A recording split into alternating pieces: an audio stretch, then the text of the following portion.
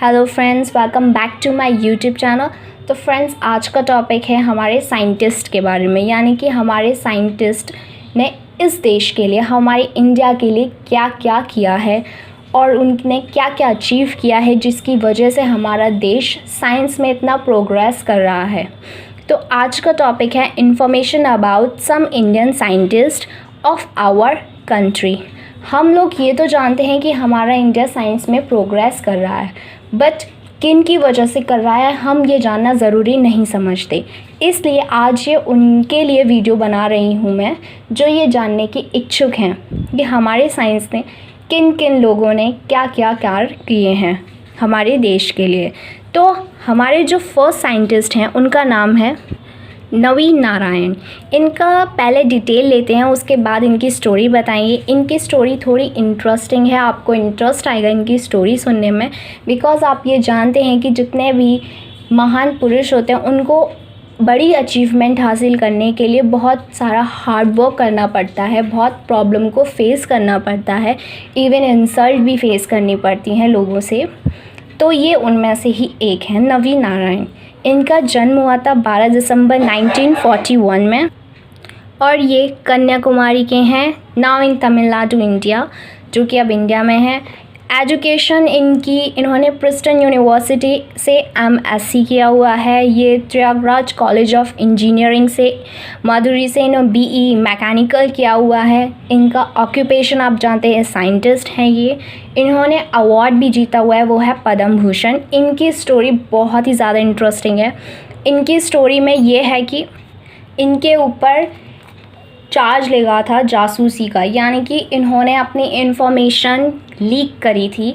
ये इनके ऊपर आरोप लगाया गया था 1994 पे, जो कि इन पे बोला गया था कि जो इन्होंने मालदीवीय खुफिया अधिकारियों को, जो कि हैं मरियम राशिद और फौजिया हसन को, महत्वपूर्ण रक्षा रहस्यों को दे दिया था। यानी कि उनको अपनी जो गवर्नमेंट से इंफॉर्मेशन थी वो इन्होंने सारी लीक कर दी थी, ऐसा इन पे आरोप लगाया गया था।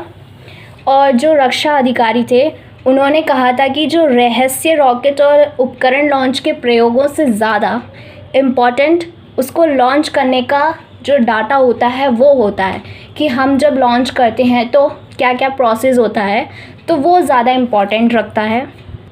इसीलिए बहुत बड़ा केस था जो कि इन पे लगाया गया था। और इन पर ही नहीं, एक और वैज्ञानिक थे जिनका नाम था डी शशिकुमारन। इन पर भी ये क्लेम लगाया गया था, जबकि ये बेबुनियाद था, ये झूठा था, लेकिन इनको बहुत इंसल्ट फेस करनी पड़ी थी।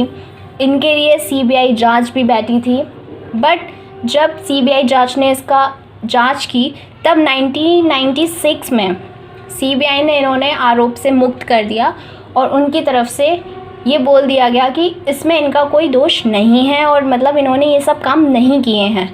लेकिन फिर भी भारतीय सुप्रीम कोर्ट ने उन्हें 1998 में दोषी नहीं घोषित करा था, यानी कि उन्हें 2 साल और झेलना पड़ा था ये सब कुछ, और कुल मिला के इनको 4 साल इस परेशानी से झेलना पड़ा था, इन सब चीज़ों को झेलना पड़ा था। इन्होंने 1970 के दशक में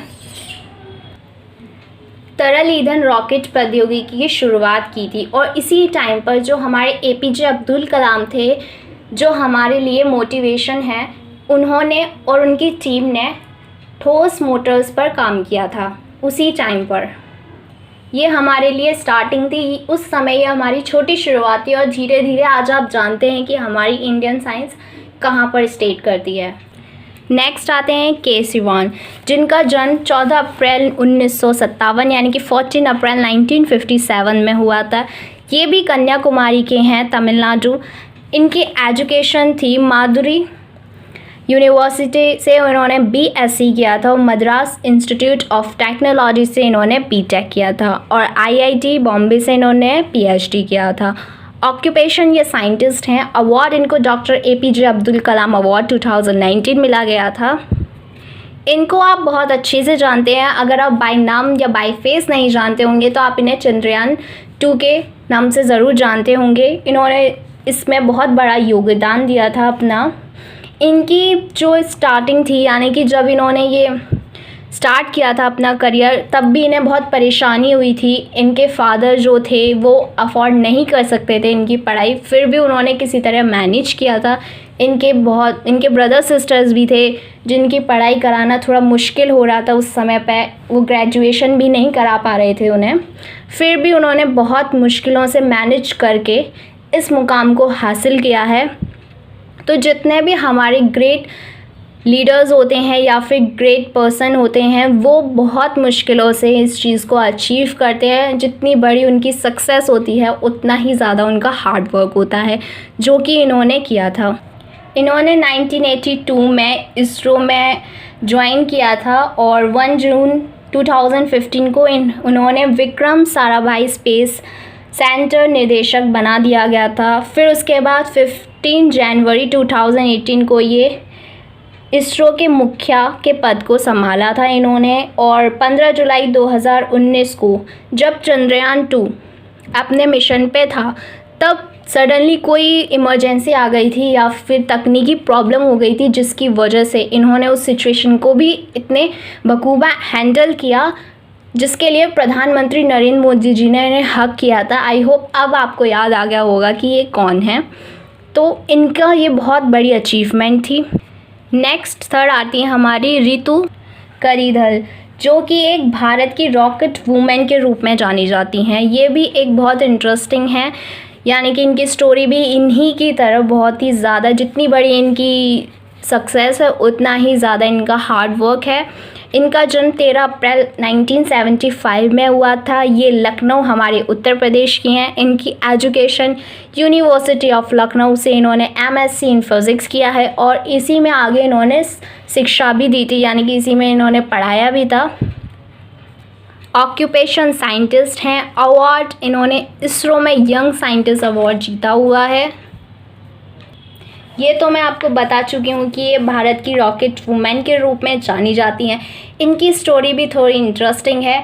इन्होंने जब इनका ड्रीम पहले से ही डिसाइड था कि इन्हें क्या बनना है, लेकिन कुछ लोग ऐसे होते हैं, हम जैसे लोग, जिनको अभी तक अपना ड्रीम नहीं पता कि हमें क्या बनना है, बट इनने अपना ड्रीम सेट कर रखा था कि इनको क्या बनना है। इनको साइंटिस्ट ही बनना है। इनको स्टार देखने में, रात में ये लेटी रहती थी, स्टार्स को देखती थी, मून को देखती थी, और इनको तभी समझ में आया कि इनको अंतरिक्ष में बहुत ज़्यादा दिलचस्पी है, इसलिए ये साइंटिस्ट ही बनना चाहती हैं, जिसके लिए उन्होंने प्रयास शुरू करा।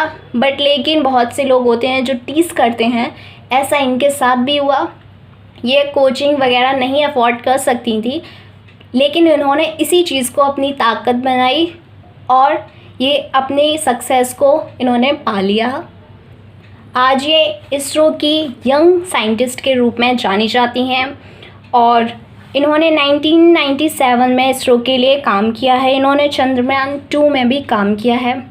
तो ये हमारे ग्रेट साइंटिस्ट बहुत सारे हैं, जिनके बारे में तो मैं आप सबके बारे में तो नहीं बता सकती, लेकिन मैंने कोशिश करी है अपनी तरफ से। तो फ्रेंड्स, अगर आपको मेरी वीडियो अच्छी लगी हो तो प्लीज़ मेरे चैनल को सब्सक्राइब करें, बेल आइकन को प्रेस कर दीजिए, लाइक शेयर कमेंट ज़रूर करिए और इंस्टाग्राम पर प्लीज़ फॉलो करिए। Thank you.